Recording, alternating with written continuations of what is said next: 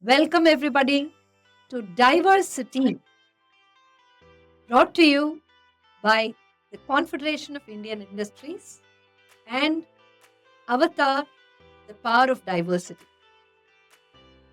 This is a series of conversations with humans who are leaders and who believe in the power of what a diverse, equitable, and inclusive culture can do within an organization. These conversations are going to be about the theme of diversity, and because it's something that's so close to all of our hearts, our lives, our careers, our businesses, I'm sure you're going to find it very interesting and very absorbing. To begin this series of conversations, we have in our studios today Tarun Varma. Let me take a minute to introduce Tarun Varma to you. Tarun NP Varma is Global Chief Human Resources and Sustainability Officer at Tata Consumer Products.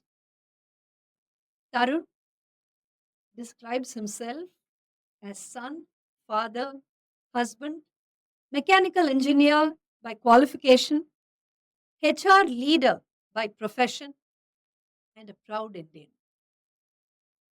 We are thrilled to invite Tarun Verma to this inaugural episode of Diversity. Welcome, Tarun, to the show, and it's wonderful having you here with us. Thank you so much, Dr. Saundarya, and many congratulations to you personally and to the entire team at Avatar, who have I have many friends who have been part of your journey. But 25 years, what a milestone, ma'am! Just fantastic, and I wish you much more success and the kind of impact and the kind of lives you've touched. I know you've, of course, been at the forefront of this entire journey, and we'll talk more about that, I'm sure. But at this juncture, I just want to say, wow, what a journey it has been. Thank you, Tarun. This conversation is all about you, but thank you so much for being that characteristic, inclusive leader, always putting the other person, in the front. But this conversation is about you, and you are our leader in the spotlight for this episode of Diversity. And the first question I'm just going to ask you is this. Now, at Avatar, we have interacted with you, and this is something I'm sure is a sentiment shared by many people from CII, from other industry bodies, from the professional circles that you're a part of, which is that you are among the most natural human resources leaders that one could, interact with. When you speak about people, when you speak about, the whole thing of bringing everyone together, about, involving people in a common mission. When you say what requires to be said, it comes through so naturally, so spontaneously. So you must have known that you're going to be a HR leader someday as a kid. Did you? Or was it something you kind of stumbled into? Tell us all about your growing up, your childhood, how you got into this path, which is so clearly, a blessed path you're on. Over to you, Tarun. Well, Dr. Saundarya, thank you. First of all, that was really, again, very generous of you, as always. And, being with the Avatar team, for me, I can really be my natural self, which is exactly what is the heart of really an inclusive organization. So this, whatever I'm discussing, really, I'm happy to share because for me, my belief is what we are is an outcome of where we have been, and therefore it's very important, I think, for me to also share where I've come from, right? So my own upbringing has been, my father has served the Indian Navy, has served the nation for 25 years before he retired. My mother, incidentally, she began her life as a telephone operator, and she used to actually operate one of those old telephone exchange machines where you have to plug in 3 minutes, hold, call, etc. And from there, after she got married, my father, again, a true example of, I would say, inclusion. He actually encouraged her. She finished her B.Ed, she finished her master's, she became a professor. And I think the fact that today, especially when she was working, the number of um, doctors and biologists and pharmacists that would have got trained under, I think that is the impact of what actions that she has taken on her own initiative. But equally, what my father, when this was an era when I think there was a very clear stereotypical element of the working woman, he really helped her break all of that. So that is one big inspiration for me. The second is the fact that I myself have grown up in multiple contexts and cultures, which I think is extremely important for us to understand. I think what we usually typically face is the label which we come with. Like my label is CHRO, or my label is my institution or my qualification. But the fact that we come from something way more deeper, which is where I have been in my life. So if I just pick one example, ma'am, which was when I was around 8 years old, I was growing up in a small village in Germany, of all places, not India, in Germany. And the first time that I actually stepped out of the house, I just reached there. My father was doing some work for the government, and I stepped out and I saw another child just opposite that fence of where I was staying. Looked very similar to me, same height, just that the complexion, brown skin, fair skin. That time I had hair, so black hair and blonde hair. I went up to the child and I still remember saying, I said in English, I think he replied in German, but I said, let's go and play.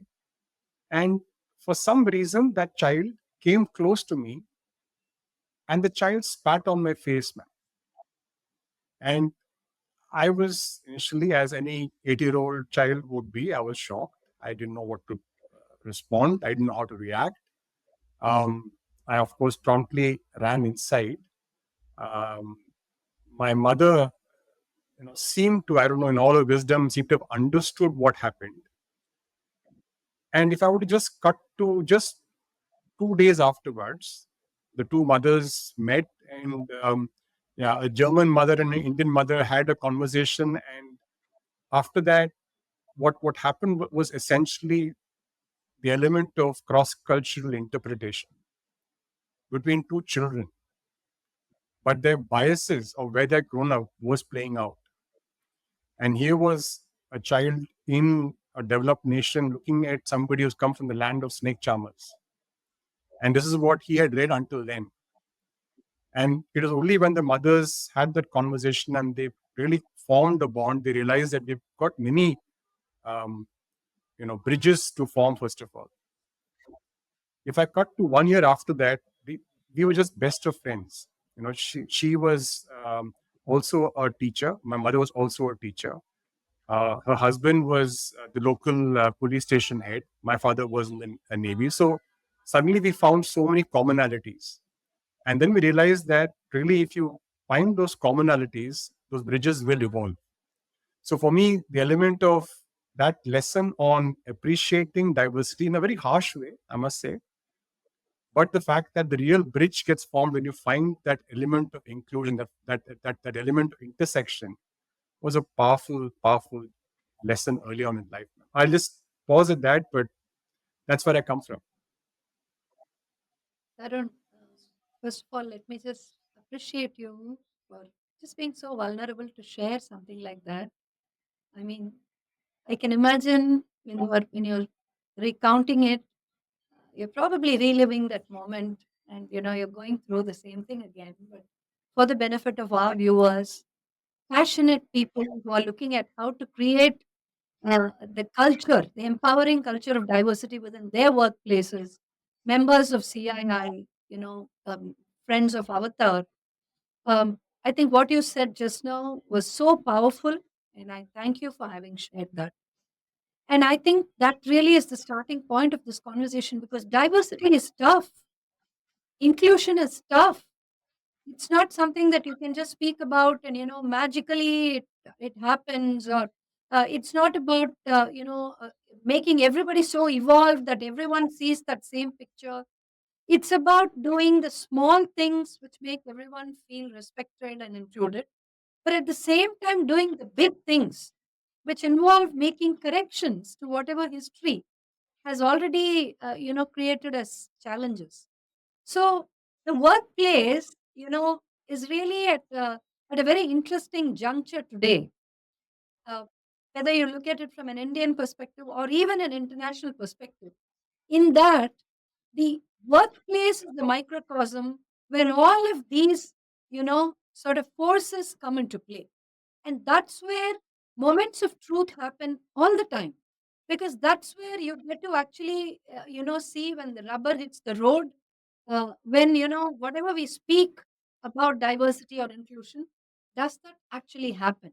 And you have this very microscopic vision because everything is put into context, and business outcomes are the, very clear barometer with which you measure the effectiveness of those policies. Thank you once again, Tarun.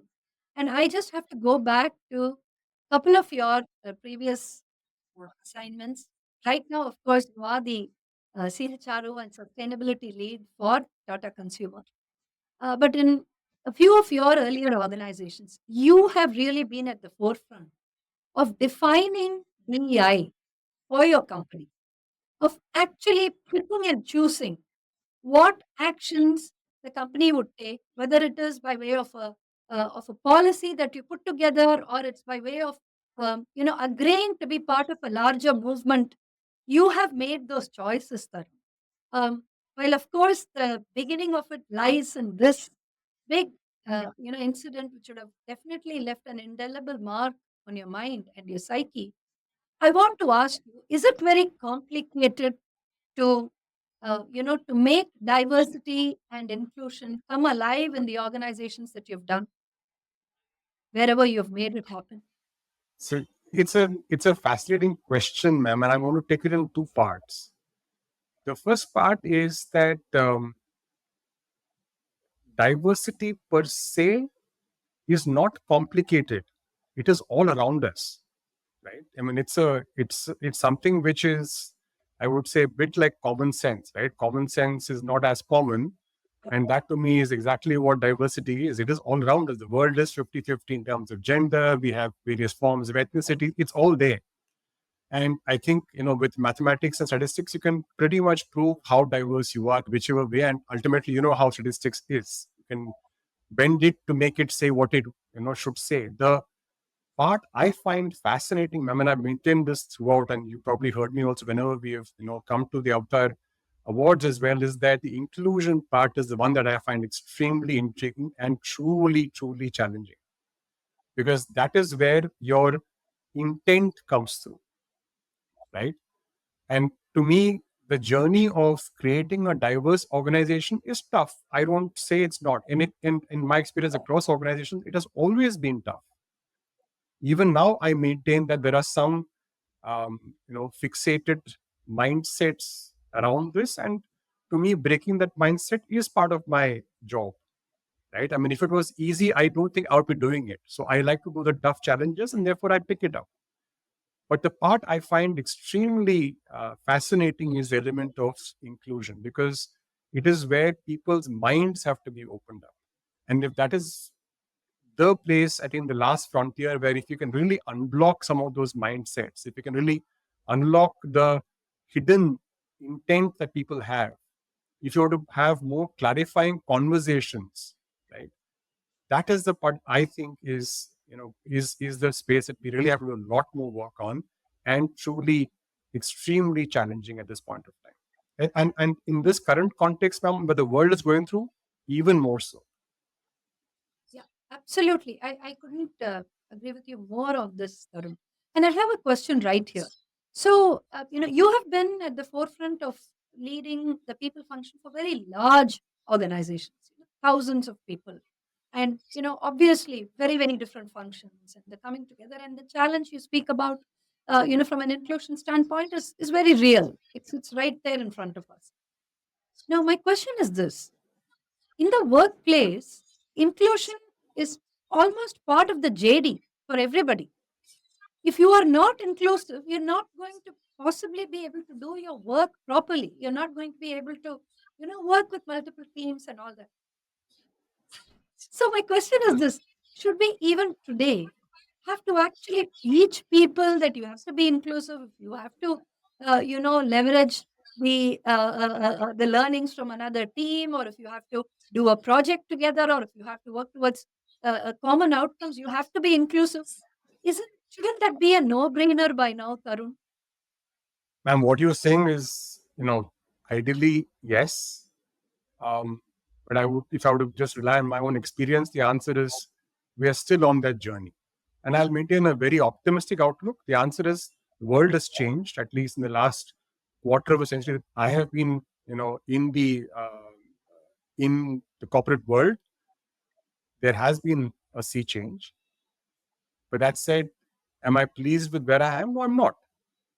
So if I were to just give an example of my current organization, right? I mean, we are an organization which basically has brands and products which should be in your kitchen, in your fridge, on your plate, where the humble dal, salt, tea, coffee, water, and ultimately it's about when the family comes together, my products are there at that occasion, right?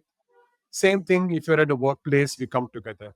Just Yeah. imagine, ma'am, we cater today to Oh, 250 million households, and within that, people with their own respective preferences. To somehow bring that into a meeting room and make 7, 8, 10 people take decisions on their behalf, on the brands they love and they purchase. Just imagine the kind of challenge it takes, ma'am. And that to me is where, as corporates, those 7, 8, 10 people, when they take decisions, can I bring in as many different voices and choices through them channeled in there? That is the challenge I find fascinating. That to me is where DNI makes a real business purpose.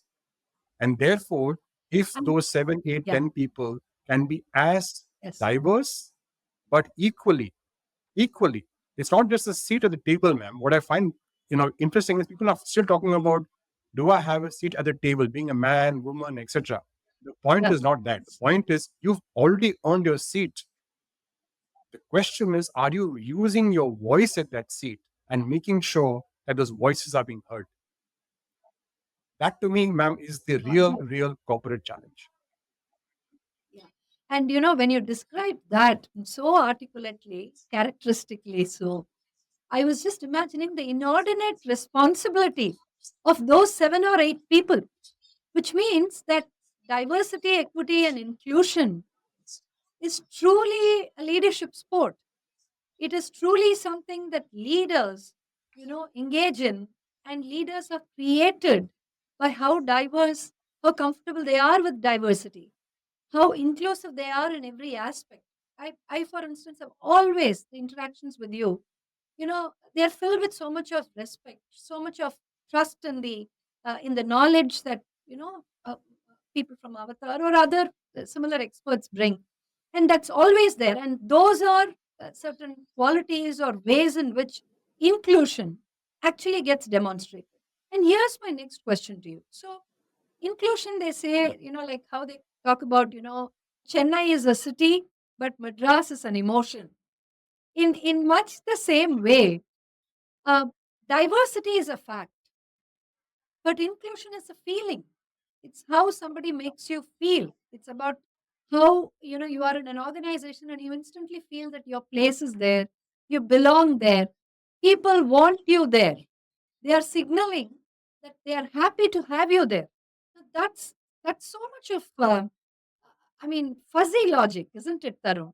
It's got processes and procedures and policies in it, but it also has channeling the human behavior to communicate being welcome, being open to, different kinds of people coming and populating your workplace, populating your offices, bringing in random ideas and having your mind open to that and truly leveraging the power of diversity.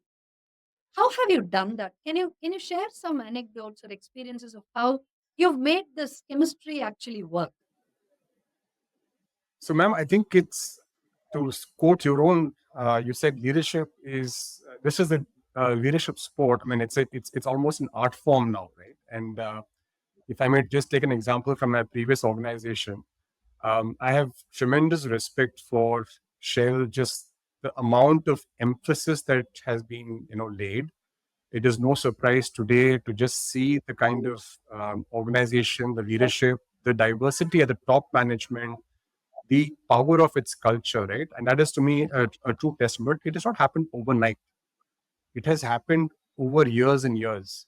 In fact, at one point of time, I used to joke with my colleagues and said that I'm a DNI hired in a company of engineers, mostly white, mostly male, right? And from there, and if I may say so, Anglo-Dutch, and I'm sure those who are hearing this, they will relate to this.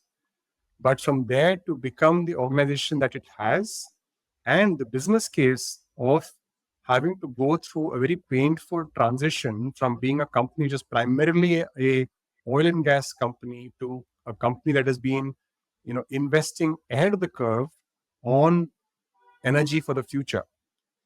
That itself was a business case for diversity and inclusion.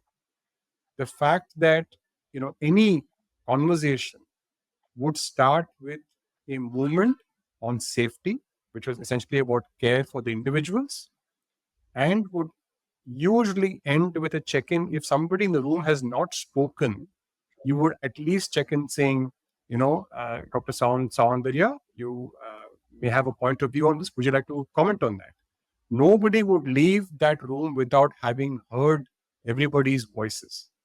To me, these are small symbolic elements, but the fact that the business case, the focus on having diverse perspectives which were required, and every small micro behavior shouting out loudly that inclusion is important to us. That is, to me, the most lucid example I've seen in action, ma'am.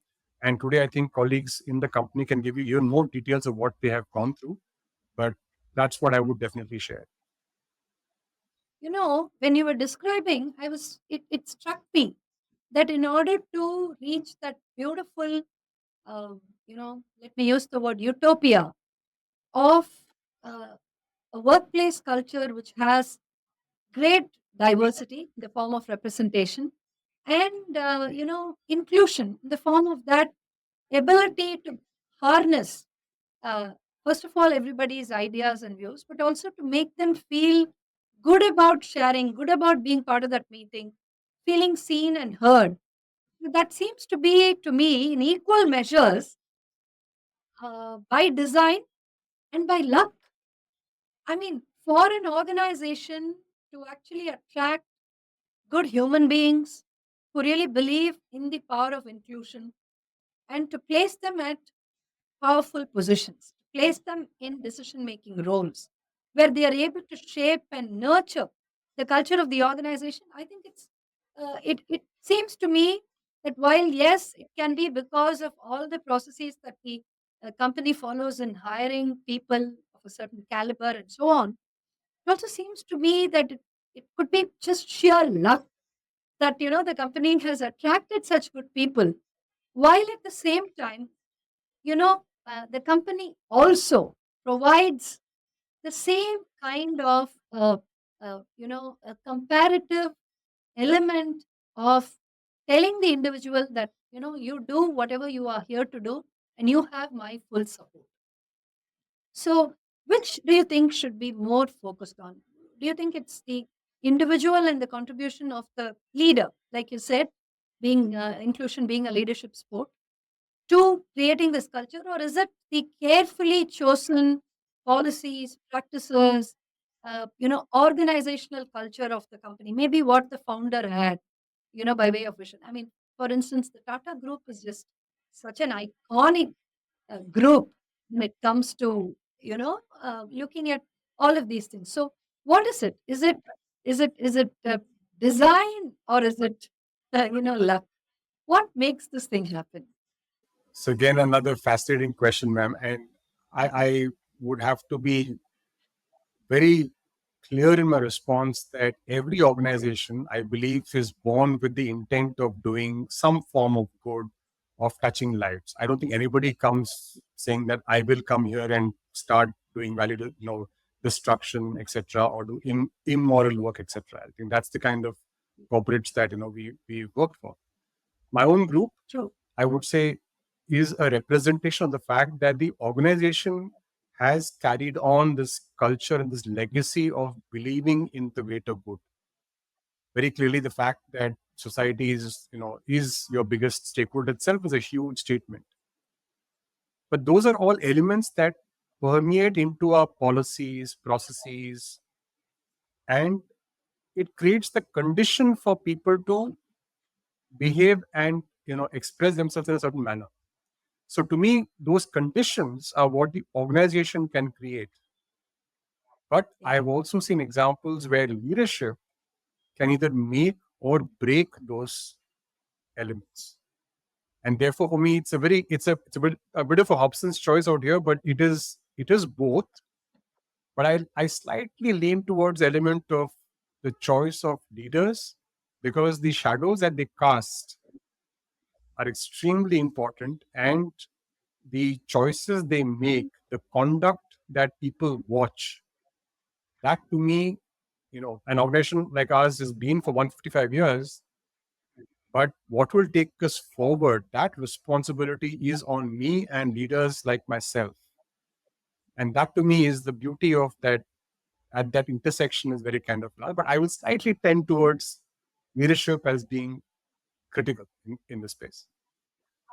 And I couldn't, I mean, I couldn't agree more. I think I fully with you in that choice of an answer, because I think, that's where being humans becomes very crucial and critical.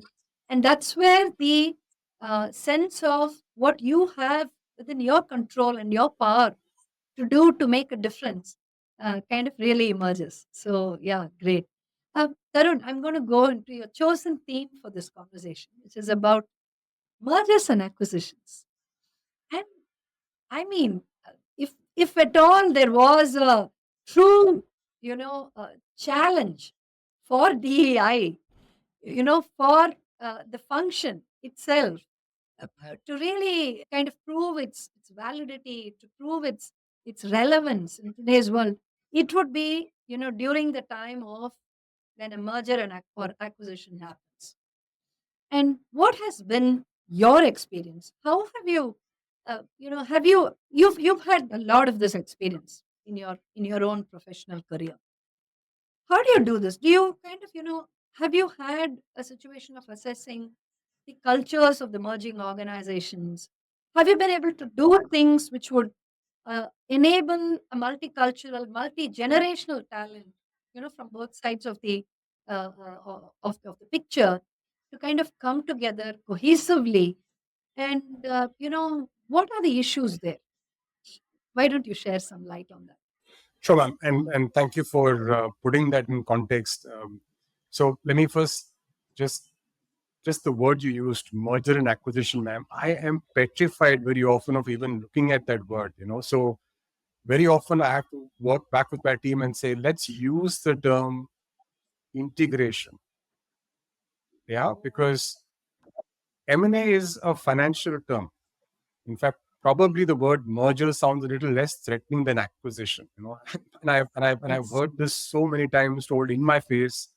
You're the acquirers, you're the conquerors, we're the conquered. You can almost sense now how the mood will be, right? And therefore, what it starts first with, how do you even represent that corporate action? So that's what is visible. Let me just kind of do a bit of a flashback as to in what context is this happening, right? Now, if you look at my company, Tata Consumer Products, essentially this avatar of the company is, used to be Tata Tea. Then we brought in Tata Coffee into this organization.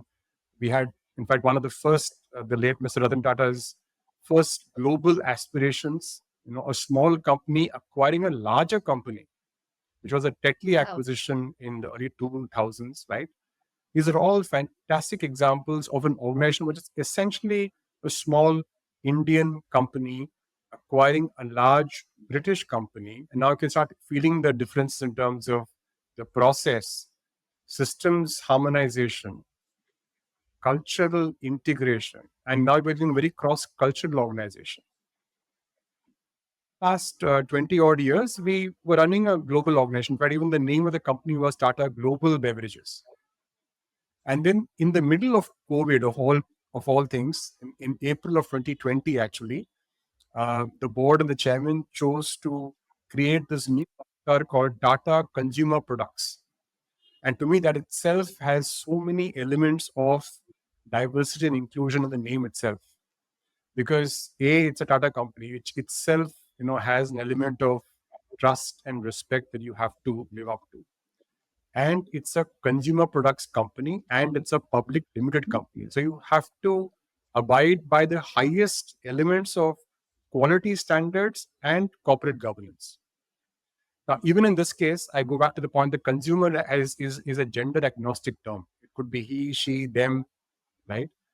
So True. that is where this company is today. But if you look at the DNA of the company, it began from its roots in plantations. Even today, ma'am, I am pleased to say that we support and we run in an ecosystem of tea estates, of coffee estates. The gender diversity ratio in these plantations, as you can imagine, overwhelmingly women. That said, the multicultural element of it is that people have over the years looked at plantations as being an industry which has not been able to attract the kind of talent it used to, and people are now going towards other sectors that you're aware of. So the one context is that. The second context is that we are now becoming an FMCG company. So people now want to come in and they want to not just sell a cup of tea or coffee. They want to do brands, marketing. They want to do social media. They want to do digital. And now my skill sets have suddenly changed from what they used to be to what they are now. But I have to be very careful in saying, plucking two leaves and a bud is not a legacy skill. It is done every day and it's an art. So by labeling something as a legacy skill and is our modern skill itself, I'm creating a very non-inclusive atmosphere in the organization. So labeling is just the second part. The third part, ma'am, is that we operate across multiple locations. So the moment I start, I'm sitting in a lovely office here in South Bombay of all places. But who am I to decide that somebody, in Tirunelveli who's going to buy uh, Tata coffee, or somebody in Guwahati who's going to buy a packet of Tata salt, how will they buy? What will they buy? What is their affordability? What is their choice? Unless I get all those people who are working on the ground, my people who are meeting my customers, their voices have to come into the room in here. How do I make all of that happen? Now, in that context of going from a essentially tea and salt company to a multi-category company, we now have gotten into products that sell millets. So Soulful is a brand which we have. We acquired, in fact, two companies which got us into organic products, Organic India. We got into noodles and soups like Ching's Secret and Smith and Jones. And as we went about it, we realized that we have to make sure that this is not the standard acquisition. It is really a integration and the best of both worlds. There is a reason why we paid money to, do an acquisition, and therefore we must value it for what it is. But equally, they are essentially people who are coming with that knowledge, which is what value is for us as a combined entity. If I come below all that to something as simple as where does all of this finally break? The cultural part. One example I'll share with you. One of our companies we have acquired is a company called Organic India Limited. We're going through a certain phase of its integration, and legally the company is still called Organic India Limited. Okay. But the fact that every employee across all these entities have an email ID that ends at the rate tataconsumer.com, that one action, ma'am, and this is done by some of my wonderful colleagues in the integration team, that ensured a semblance that we're all in one single system. It doesn't matter what the board outside the door says right now. You're all part of the Tata ecosystem. We're all part of the Tata consumer world. The fact that everybody is sitting in part of the same conversation, that immediately broke down the wall that I have been acquired and you are the conquerors who've come in. So just sharing with you some examples in the context of who we have been, who we are, and who we aspire to be. A very multicultural, a very inclusive, and a multi-category FMCG company that is catering to so many diverse consumer needs and households. But if my own practices and policies are not as inclusive, then how am I supposed to do all of that that my diverse consumer base expects us to do? That is essentially the heart of where I think we've got to get this process of M&A right. Normally, we lay a lot of emphasis on the commercial and the process elements of it. But to me, the fact that the systems, but even more, the cultural harmonization part, I think that to me is really where the real crux of it is. Um, when you were talking about the fact that the simple action of changing that, email ID and making it end with that unified entity, there was a thought that came to my mind. In the recent Best of the Best conference that we had last month in Chennai, the theme that we spoke about was unified diversity. And we talked about the fact that there are many things which actually work really well when everybody comes together in a unified manner, in an integrated manner. Things like having the same organizational culture, working towards the same goal, exhibiting the same passion. It's like, it's like an inverted prism. Your usual prism is one in which you have the white light that goes in and kind of it gets refracted into multicolored lights. What if multicolored lights went into the prism and came out as a unified, single light? So we started talking about unified diversity, and we feel that this current, age that we are in, with its wookaness, its complexity, every day throws up a different kind of a challenge, and the need for actually telling the world who you are, your identity, that has become a very pressing need today. If you look at all social media platforms, if you look everywhere, people are constantly talking about who they are. And they do that by way of photos, they do that by way of anecdotes, they do that in their own unique method of sharing. So it's like each one of us is a universe by ourselves. And then we come into an organization. And then, like you said, even though the word is a kind of a tough word or a slightly difficult word, acquisition, you then come to an organization and your business gets acquired, the whole sense of identity once again comes into question. You start wondering, I mean, this is who I was. Maybe I've had 25 years in that company, and today my name is changed. I know for a fact that many people in Air India, when it got taken over by the Tata Group, at that point of time, that same question, who am I? And I think, simple acts of integration, simple acts of building that cohesion, kind of make everybody feel that you are you, but you are a new you because you're in this new environment. And I think, the work that you and your colleagues do in making sure this happens is such important work, Tarun. It's such fabulous work. And now we are kind of, going to the rapid fire round, the express round. So I'm going to be asking you a few questions, and, you can just sort of reply to So before we go there, ma'am, can I ask you a question, please, if that's okay with you? what? Please, anytime. So I'm going to have to tap into this because I have this opportunity with you. So in the last quarter of a century, Dr. Saundarya has been at the forefront of a movement which she has been personally been driving, and the passion has just rubbed off on so many people, including myself.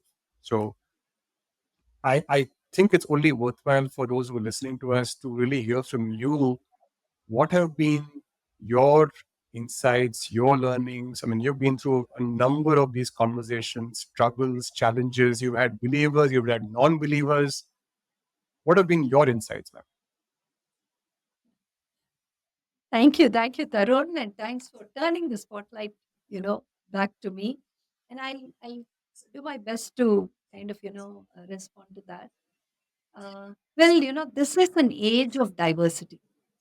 This and it's serendipitous that we kind of, landed in a space which really sort of spoke to us at Avatar, and we began kind of, working towards seeing how can we, first of all, sense make of this. What can we understand from what's going on around us, and how can we then, make it something valuable that we share with our partners?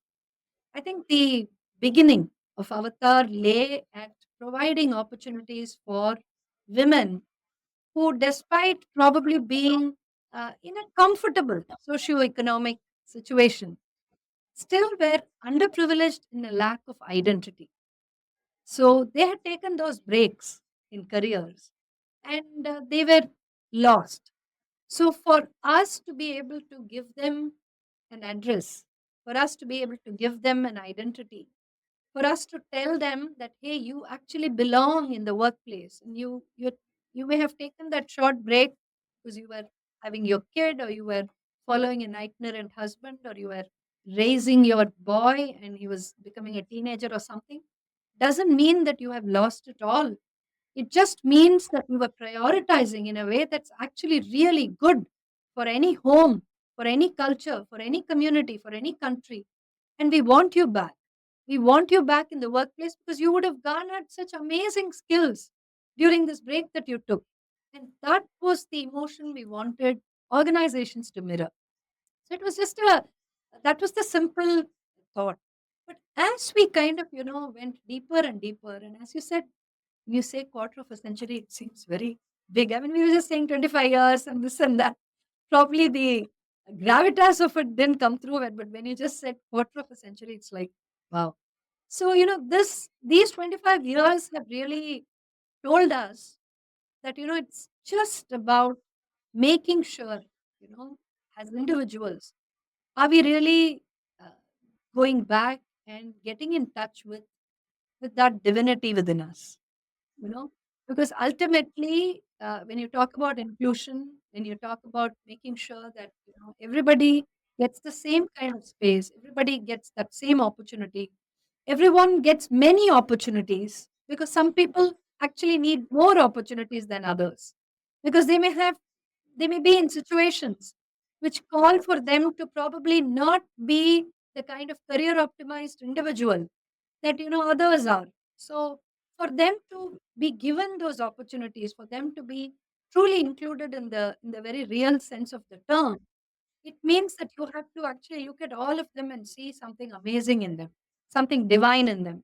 And it's not about spirituality, or it's not about religion or anything. It's about the fact that, what we speak in the workplace, that is truly the simplest philosophy of being a good human being. I think that's really, in the early days of DEI, Tarun, and you will probably really understand this. Whenever we used to go, and Uma Shankar and Karthik and the gang at Avatar would go and speak to companies and tell them, hey, we have this research, we have this set of women, we have 10,000 women who have taken breaks. Can you give them jobs? And they would constantly ask us for the business case, and we'd have to be very, very inventive about it, because we'd get bored saying the same thing again and again to the corporates. So we'd have to come up with new things to tell corporates as to why they should invest in a great workplace culture which leverages the power of diversity and inclusion. And so finally, one day we were there, I think it was in Bombay, and we were talking to a company. They, the HR head said, "But what's the business case?" I said, in just that moment, I said, "You'll go home and you'll sleep well. You'll be at peace." That's the business case for having an inclusive workplace, because people will feel respected, and they'll, the complete thing of having, a lot of friction. friction is good because it helps us deal with uncertainty. It helps us deal with a lot of things. But at the same time, the kind of friction that we don't want, that can actually be removed when true inclusion is practiced. So, thank you for asking me that question. That went on a long thing. Now we are back to the rapid fire round, the express round. Thank you for sharing that, ma'am. I'm sure this is priceless and really, something that has been an inspiration for a lot of, I'd say, colleagues, including family members of myself. As I mentioned to you, I have a working woman inspiration in terms of my mother. My wife used to herself, is a working woman. So for me, that's something that we've always seen. But the fact that you've taken this head on and ensured that, yeah, the business case, you put it so nicely, you can just Thank go home and sleep well. Absolutely. Thank you for that. thank you, Tarun. Thank you. Okay, here's the express round. First question: a turning point in your illustrious career. Turning point. When I was told about this by somebody that, as a HR professional, you have to earn the seat at the table, but it's not just the seat. The seat is essentially that you've been given the opportunity. But the fact that did you use your privilege, the privilege to use your voice, that one piece of advice I thought was outstanding, and that's what I would say really kind of made me at least a lot more different in my approach. Super, super, fabulous. A movie about inclusion or a movie around inclusion that you'd recommend for our viewers to watch. But there are several of them, ma'am. The one that I would probably bring about is a recent one movie which I think won the national award for the lead actress, called Artem. It's a version of 12 Angry Men in some sense, but the central figure is a lady who has been wronged, and then the various contexts, the cultural nuances, and some of the incentives and disincentives of how the men around her behaved. Um, I think it is just profound, and I was able to resonate to many examples of what you see the workplace in how she portrayed that. So that's my recommendation. Fabulous, fabulous. And it's available on OTT. We can, So Google it yes, I and watch believe it. so. I wouldn't remember where exactly, but I believe so. Yes. That's okay. Okay, great. Fabulous. And, my final question for you in the rapid fire round or the express round is going to be similar to first one, but I definitely want to ask it of you. Your biggest learning in the work that you do, in the sphere of influence, you know, that you are in. What's your biggest learning? It's a tough one, ma'am. There have been n number of times when I believe I have failed. I believe I have doubted myself. And the fact that I was able to work in an environment where somebody bothered to come in and check in on me, somebody bothered to come in and say, what is it that is holding you back? And at that moment, I chose to speak up, ma'am. To the fact that that happened with me, I believe I should be able to do that with somebody else. So the one learning I have is look around. There are people who silence speaks a lot. Try to learn and sense those signals. That to me is where I think as leaders, all of us have as human beings, actually, not leaders, as human beings, I think being able to just hone the art of listening to that silence and the volumes it speaks and the difference you can make if you just made a small intervention is my biggest learning. Lovely, lovely, fabulous, fantastic. And I'm sure there are many, many who are listening to this podcast, people from your own, amazing circle of influence, who will immediately think, oh, he's talking about me because you would have done that for them. So, just wishing that you are tribe increases, Tarun, and you create many, many, many more allies in your mold.